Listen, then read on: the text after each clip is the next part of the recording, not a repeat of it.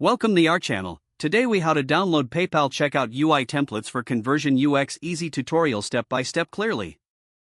To begin, open your preferred web browser on your device.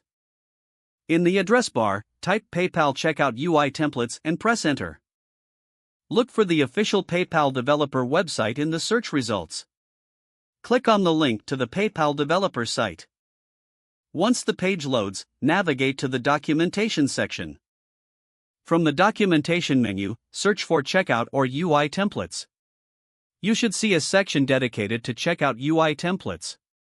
Click on the link for Checkout UI templates to access the page. Review the available templates listed on this page. Choose the template that best suits your project requirements. Once you've selected a template, look for the download button or link. Click the download link to initiate the download process. Depending on your browser settings, you may need to confirm the download.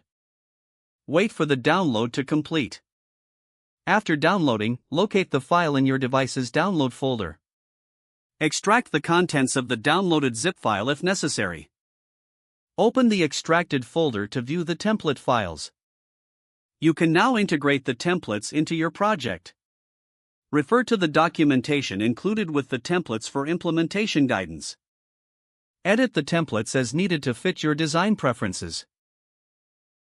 Test the templates to ensure they work seamlessly within your application. Finally, implement any additional modifications or customizations relevant to your project. If the page does not load, refresh the browser or try again in a private or incognito window. Make sure you are using the correct email address, then retype it carefully to avoid small typos. If your password is not accepted, use the reset option and create a new strong password you can remember.